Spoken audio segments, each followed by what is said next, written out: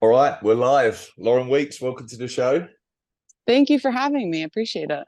Congratulations for the win at the weekend. It was amazing to see. How you feeling? Um, it's I honestly surprised. I don't know how to put it beyond that.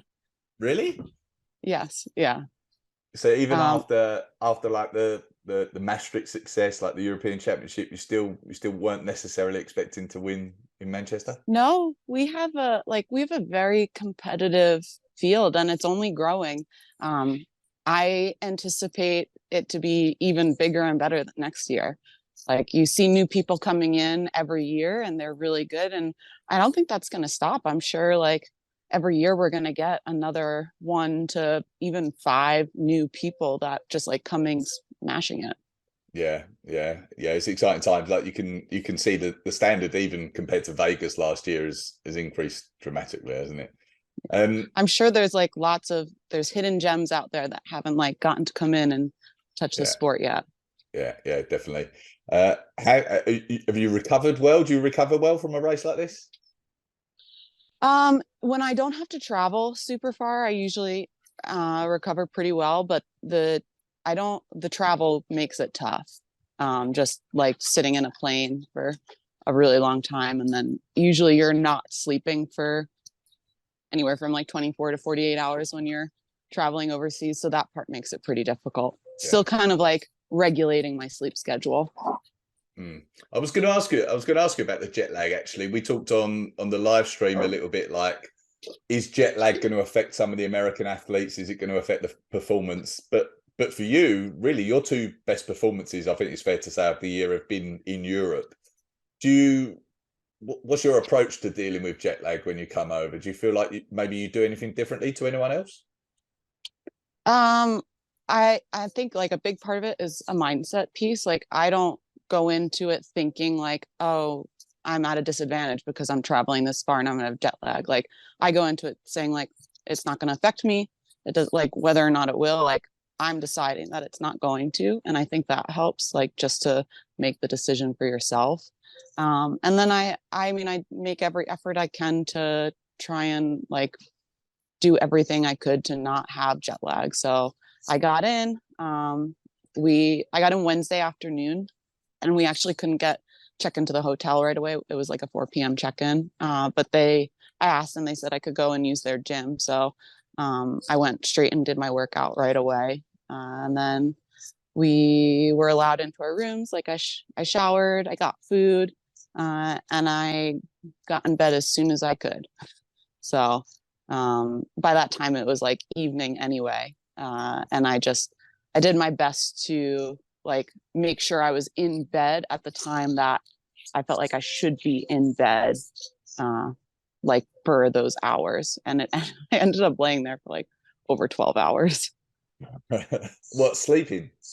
Yeah. Well, most of it was sleeping, but again, like my theory is like if I can't sleep because I'm not used to sleeping at that time, I'm at least going to lay in bed during what should be my sleeping hours. And I think that's better than kind of stressing about it and walking around. Yeah, sure. Yeah, sure. Okay, so you said like you were surprised at the result. What had been your expectations going into it? Um, I don't even know about expectations, but like goals, like my goals, like I wanted to get on the podium. Like that was my big goal, but I didn't have like an expectation of necessarily what place that was going to be. I'm always going to go in and fight as hard as I can for the best spot I can get, but I never have the expectation that I'm going to earn the top spot. Hmm. How about tactics wise? Were you? I mean, I guess you often go out hot, right? Was that just been the intention? See how it played out? Yeah, I do go out hot and I don't I've never not gone out hot, so I don't know what my race could be like if I were to kind of start a little bit slower. Like I don't know if I could go faster. I don't know if I'm ever going to try to start out slow. I don't know, maybe at like a local race sometime if I get a couple in, but usually I'm getting like just enough in to qualify. So I don't really have a lot of playroom to kind of play around with like what might work better. I usually like have to hit a race and like get the best time I can so that I can get into these races that you need qualifying times for. So maybe if I can get an extra one in, I'll try a new strategy. But no, Well, went out hot. Yeah. I guess it worked out well enough. And like, if you were slowing considerably at the end of the race, then maybe like you'd consider it. But like the word of the day, like a lot of people were messaging me about your performance, and the word of the day seemed to be relentless. Like you were relentless throughout the race. You didn't slow down. You come out the stations like so fast, like almost as if you hadn't been affected by it. So going out hot certainly didn't seem to affect you. No, I tried to at least manage my energy better than I had in my previous race, and not necessarily like in that first run. But like in other stations, I felt like I maybe tried to not like burn it as hot as I could on the station so that I could have some lasting energy at the end of the race. Mm-hmm. Mm-hmm. Were you worried at any point in the race? Like you essentially led from start to finish. Were you worried at any time that Megan or someone else was going to catch you? The whole time. Not at any time. The whole time. I mean, like, how can you not be like the people behind you are no joke. Like Yeah. they're legit athletes. Like you'd be foolish to not be worried that they were coming. Yeah, yeah, yeah.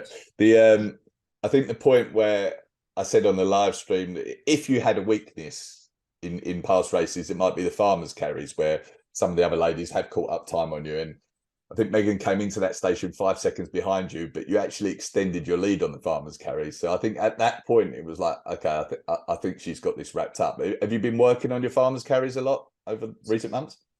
Not excessively. I have been asked this question. I maybe like a little bit more than I had, but the majority of my training is done at the house, and I actually don't have a set of kettlebells that would be used for farmer carries. I'm planning on getting them, so it is something I could practice more. I should definitely be working on it more than I do. But I have a gym membership and I do go, but I don't go to the gym every day. But when I go to the gym, I make sure to practice farmers carries.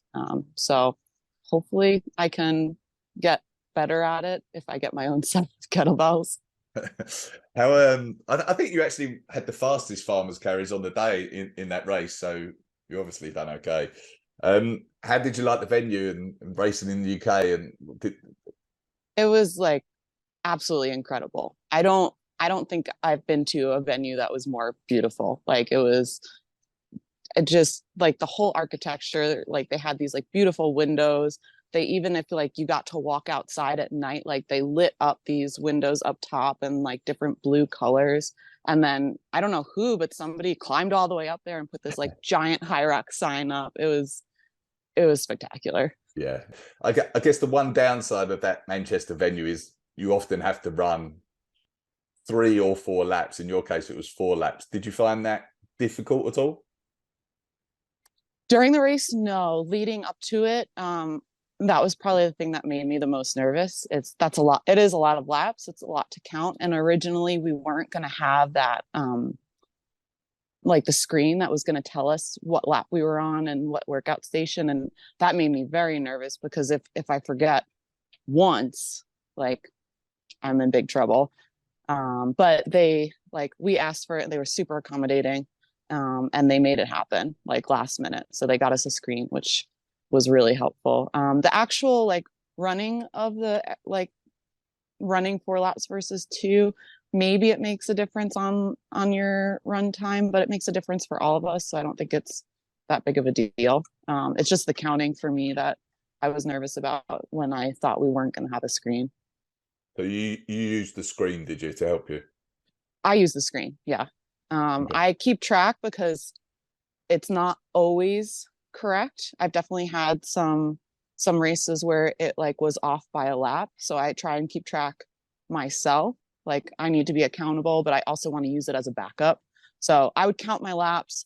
And then every run I would double check to make sure that like what my count was also what was showing on the screen. Okay. I asked followers for a lot of questions, well, if they had any questions, and we've had tons come in, actually, more so than any other episode. So I'll go through some of those, but one of them was, can you ask her what sweet she ate when she was on the rower? So I normally run with like Sour Patch Kids in my sports bra. Okay. And this time I had like an assortment of sweets kind of stuffed into my sports bra. So I had the Sour Patch Kids, but also brought Cliff Box with me. Okay, yeah. So and I make sure to have them so that I can snack while I'm on the course. And going onto the rower is like an easier one because you're not likely to be like jostling around and choking on something. So I particularly try and make sure that I eat something before getting to the rower. And then if I like can, I try and eat it as often as I think I can chew while continuing. This particular race, I only ended up eating something before the rower. Okay. But you'd normally, when would you do it normally? Would it be on the runs or in the stations? I'll do it on the runs, yeah. For like specifically, I know it's like not the healthiest option, but like Sour Patch Kids are like, they're chewy, but they're not so hard that you like have to like chew. You can kind of like suck on it and let it sit in your mouth. So that's why I choose those. But yeah, I often would use them on the runs. Okay. For me, I didn't start really like my whole career.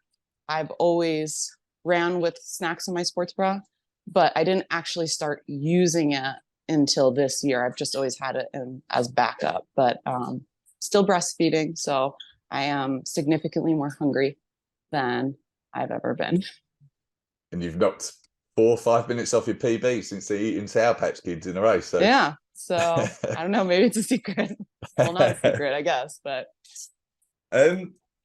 during the race, I often ask people about their mindset during the race, and you know, when it's getting really tough, what you think about.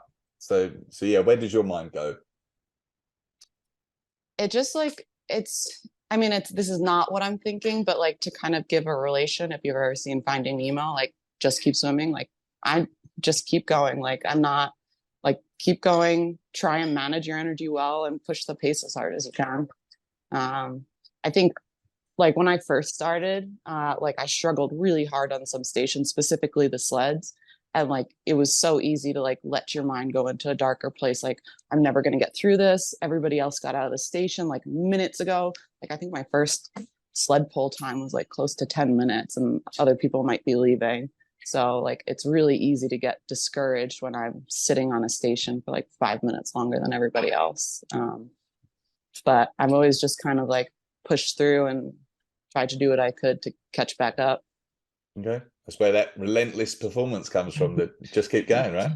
Yeah. And one other thing I wanted to ask was on the live feed. It looks like you said sorry to Megan for something on the finish line. Yeah. I don't think, or at least I've been told it didn't show on the live feed. Her sled rope came unattached from her sled pole, and like you don't want that to happen to anybody. Like you don't want it to happen to yourself. You don't want it to happen to your competitors. Like you want like just a like no equipment malfunction, like clean race. So like that's just like it sucks. Like, yeah. So yeah.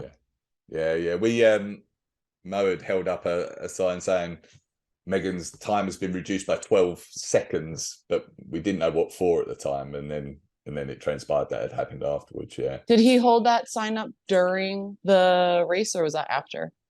It was after. It was after it had finished. Yes, we didn't know, and then a quick check in. It obviously didn't change the result or anything, fortunately enough. But yeah, there was no explanation as to why at the time. So yeah. If we can we talk a little bit about your training? I've had lots of questions coming around your training, especially the running side of things, because it felt like, well, there was like, it just like I said, it looked relentless. You looked so strong coming out of the stations. So there's been a ton of questions around that. So what does your like broad question, but what does your running training generally look like in the weeks leading up to a race?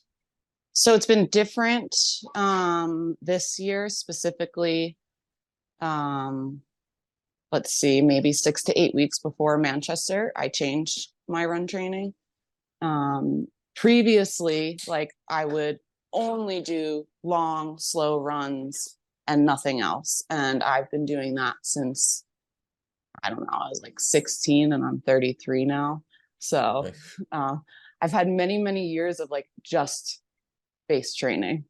And then just with like all the different, even just the different sports, like we've got HYROX and DECA, I've realized like I need to change that, because if like I need to be able to access a different speed and hold a different speed if I want to be able to keep up with everybody. So I actually started properly run training.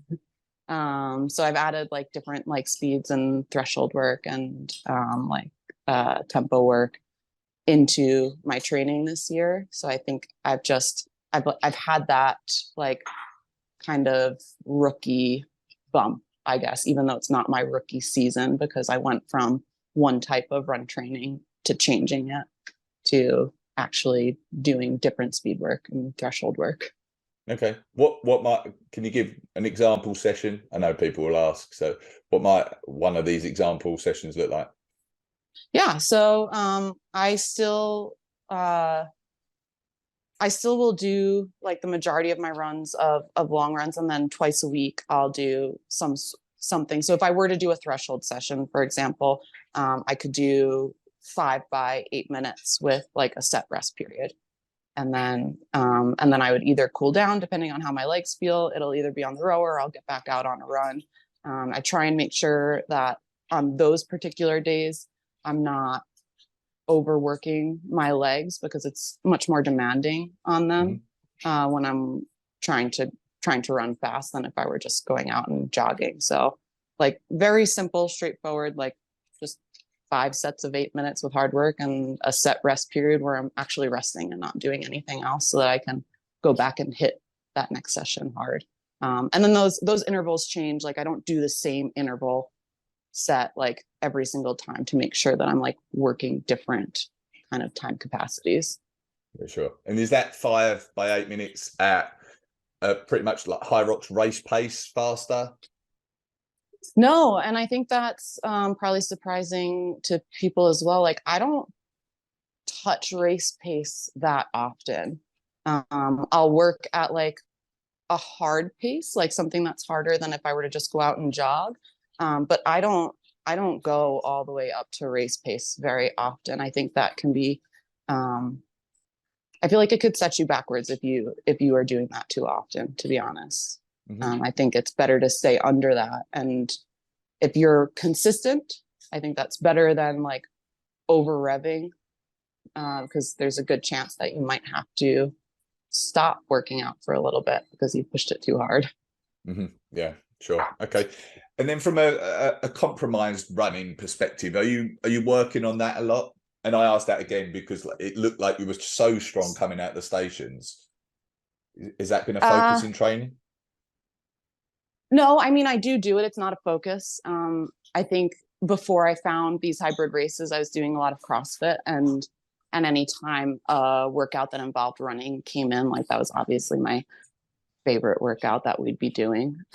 So it wasn't necessarily like training for these hybrid races, like leading up to all these years, but it was like still kind of touching on that piece where you're doing a run, you're doing something hard, you're doing a run, you're doing something hard. So I guess to answer the question, yes, I do work on compromised running, but no, I do not focus on it. Like I honestly maybe do it once a week. Okay. Some other training questions that came in. One was around your tapering. What does the week or 2 weeks or whatever your taper period is, what does that look like? I wouldn't necessarily say that the way I do it is the best way to do it, but it does work for me, I think. So there was a taper, but like not probably as strong of a taper as you might see from the majority of people going in. I'm definitely reducing my volume, but not not necessarily a drastic amount, because I like to, especially 2 weeks before, I'm still kind of going with a basically normal volume. I like to go into a race mentally prepared. And for me, if I'm working hard and I'm doing what I'm used to, like I know I can hit it mentally hard versus like making sure that my body is physically there. I think that's way more important personally. But and then the week leading into it is when like volume definitely dropped more. But so our race was Friday, but I still had a pretty high volume day on Monday. And then it was like Tuesday that like Tuesday was a travel day. So forced start taper. Forced taper.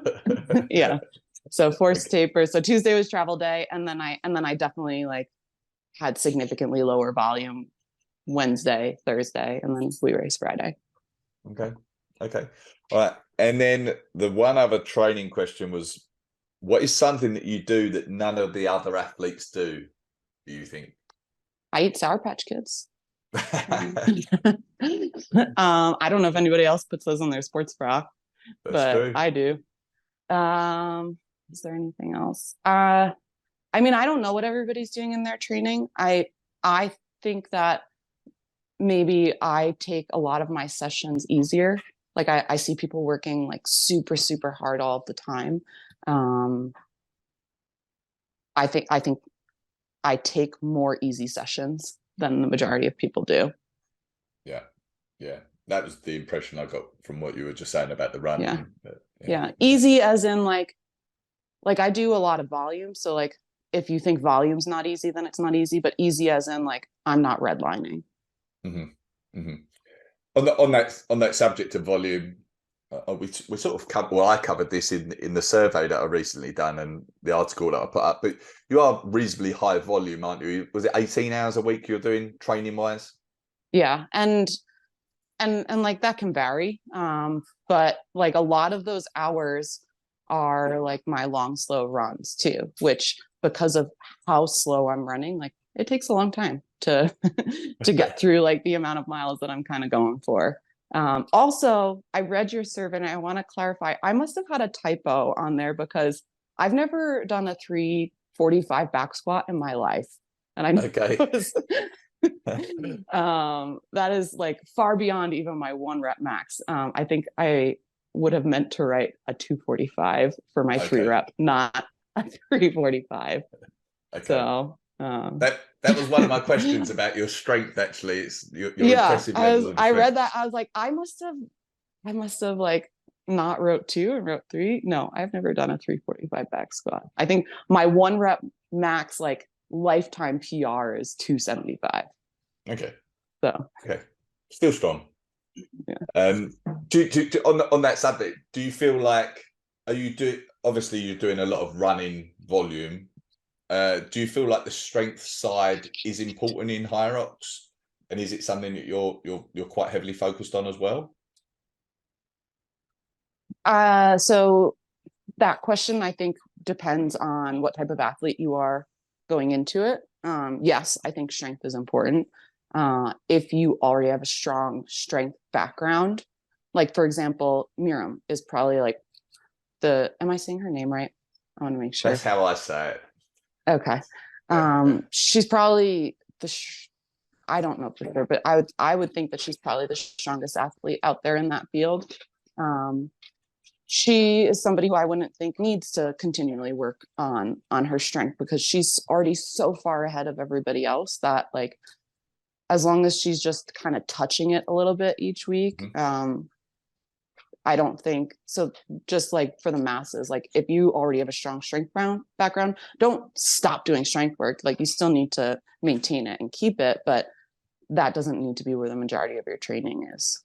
So for me, like, because I have like this CrossFit background, yes, I work on strength every week, but I wouldn't say that that's like a strong focus. Like I'm always trying to get stronger, but like I'm not changing my like endurance workout for those goals. Unless I want to start competing in CrossFit again, and then maybe it'll change. And I guess, like you just said, you're not doing 1 rep max lifts or anything like that regularly, right? No. What is the minimum number of reps you are doing in your strength based stuff?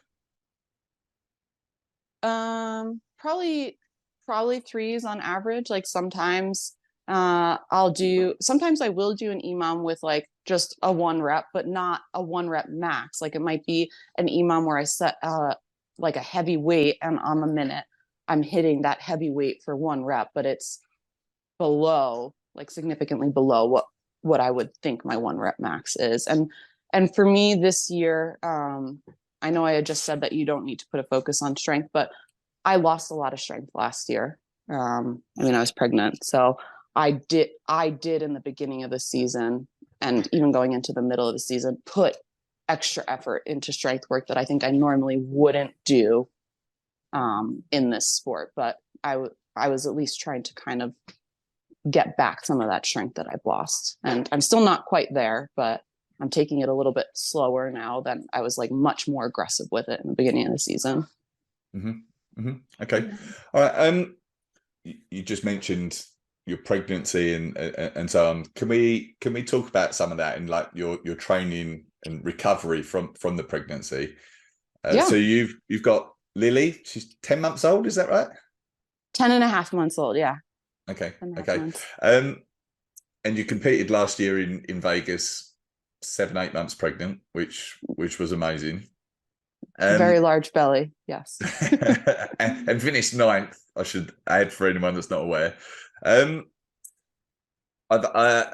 Again, questions have come in around this from a friend of mine, actually, Louise Elizabeth _PT, I'll say on Instagram. She does a lot of work with pre and postpartum mums. So one of her questions was like, could you describe what your training sessions look like from the moment you returned to exercise, and how that developed over the months? Yeah. First, I want to preface it with like, I'm not an expert in this field. I did it based off of like what I thought my body could handle. So I don't want to necessarily say that this is what anybody else should do. But I did get back to it fairly quickly. I mean, I have a treadmill at the house. We have actually a ton of equipment. So I started walking right away, within like a couple days. And I would go for like, because I like my long, slow kind of volume thing. So I would go for a long time. Like I think I started my first day at an hour, and then I would bump it up to 90 minutes. And then I would get to like where I'd be walking for 2 hours at a time, just because I waited to run for a bit. But I would put it on an incline, like I was on a 15% incline. And I would just kind of set like a pretty easy pace, and I would just go to like, it made me feel good to move. But it was a controlled environment, like I was on a treadmill. And I did that within like a couple of days of being home, because that was like what gave me endorphins and what made me happy and made me feel good. And then I'd slowly start adding exercises in, kind of testing out what I could and couldn't do. They were all body weight at first. And I would kind of figure out like, if this feels good, like, okay, I'm gonna keep doing it. So a lot of upper body exercises were fine. I could do a lot of dumbbell work. I had realized that a lot of like split stance things were not comfortable. So anything that was not comfortable, I wasn't doing. So for example, lunges. Like I would, every once in a while I'd test it out. If it felt good, I would do it. But that one took a little bit. Like if it was any bit uncomfortable, I wouldn't do it. Step ups, same thing. You'd think it'd be like that's a simple movement. You should be able to do that, right? That one was uncomfortable for a while as well. Sitting on a bike, no good. So I waited. I could ski erg, like that one was okay. Rower was not okay. So it was really all based off of feel and kind of testing things out. And I like was really good about listening to my body. Like if it was in any way uncomfortable, I just waited. Mm-hmm. You mentioned the treadmill. Did you find that certain types of terrain and uphill and downhill were different at all, and you had to change your running over time to target those a little bit more? well, I can't downhill on the treadmill, but the uphill was fine. It wasn't a problem at all. I think if I were to have tried downhill right away, I don't think that would have gone over well. I think that would have been pretty uncomfortable. But the uphill was okay. Okay. And did you dedicate much time to pelvic floor and core rehab every week? Yes and no, like not not necessarily with an expert. So there are lots of exercises that you can find online, and again, you have to take it with a grain of salt if you're not working with a professional. That's probably the best way to go. So yes, I did, but at the same time, a lot of these movements that we are doing, like, you are working your pelvic floor. So things that aren't considered like pelvic floor exercises, like, you're still working your pelvic floor. So I think there's a lot of oversight in like these common things that we do every day. And if you're mindful about like how you're breathing and how you're bracing, like you are still working those muscles. Yeah, makes sense. How about just like away from the recovery side of things, but just being a mum and probably less time in your hands and so on, have you had to adapt your training and approach, just taking those things into consideration? Yes. I mean, I used to be able to not have to worry about anybody else and kind of just do it when it was like convenient for me. And that is definitely not the case anymore, as I'm sure thousands of people out there know. Like, it's like you now have a little thing that you are responsible for, and it's kind of developed over the past couple of months. Like, there's the newborn age, and she's not in that anymore, and that was very difficult because some people will say that they're hungry every 2 hours. No, they're hungry like every 15 minutes. So yeah, it's changed a lot, and each month it's something different. So like once she got past 6 months, she started doing solids. So then like I could have like an even longer time, like where she would be content and happy. But I mean, short answer, yeah, it's changed a lot, and it's all kind of working with and making sure that we have like a happy moving forward little baby. Good. I know you've probably covered this in the past, but just going back to the race in Vegas last year when you were pregnant, did you have to work with HYROX and get advice over what you can do in the race? And like for the burpee broad jumps, did you have to change anything or anything like that? Yeah, so the burpee one specifically, I worked with like somebody on the team just to not work with, but like I coordinated with somebody on the team to make sure what I was doing was meeting the standards, because I had no intention of letting my stomach touch the ground.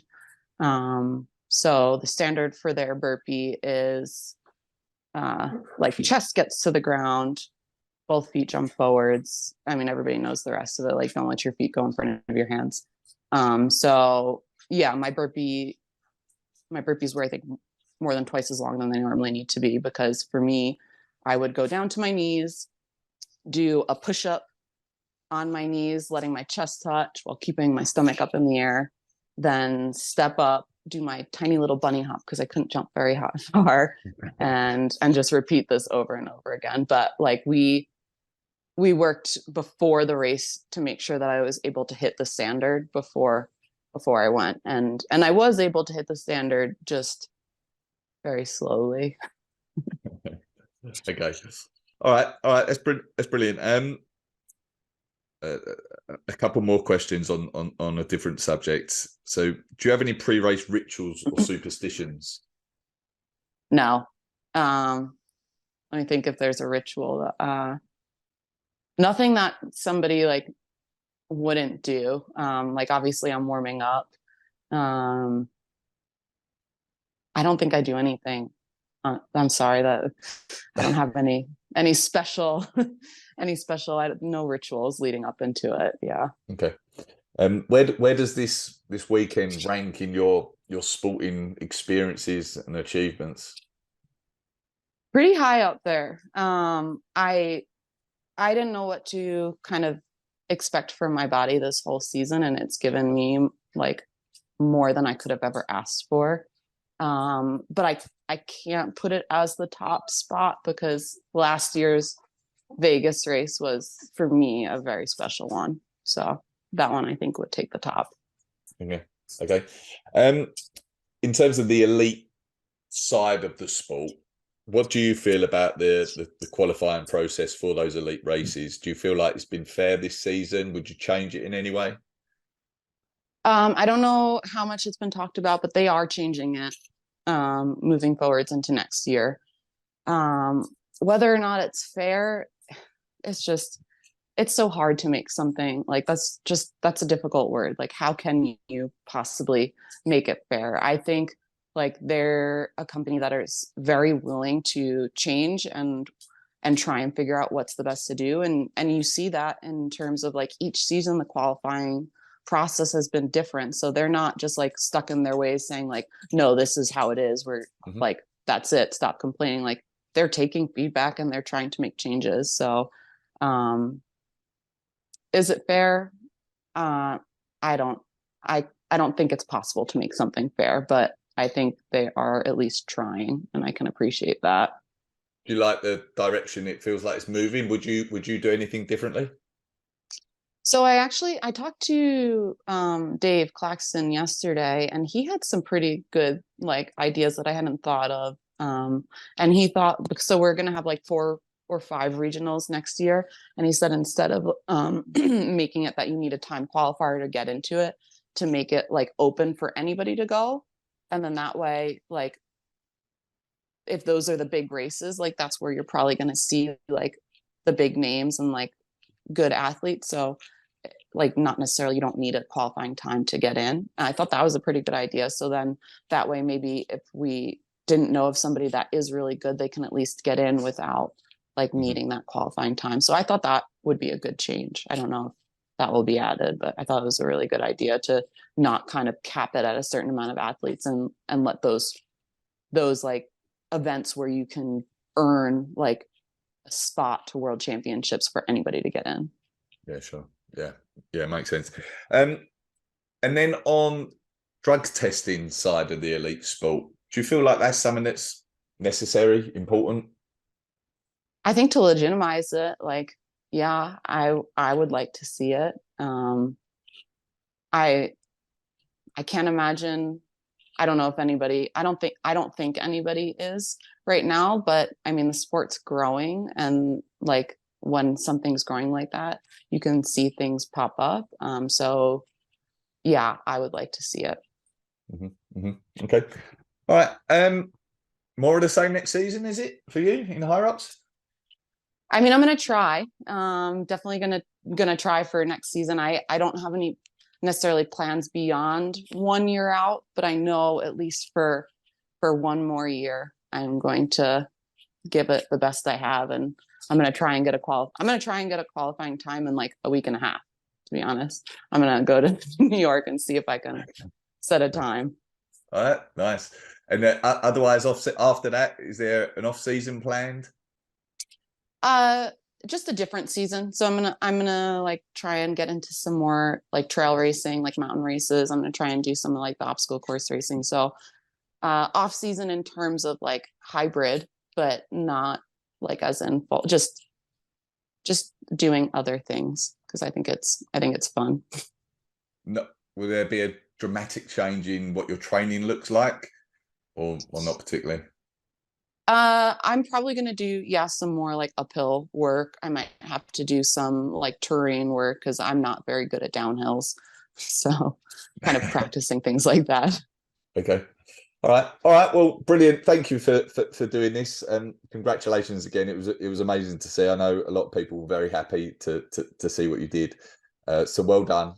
Thank you. Is there anything you wish I'd asked before we finished up? No, I think you did a great job.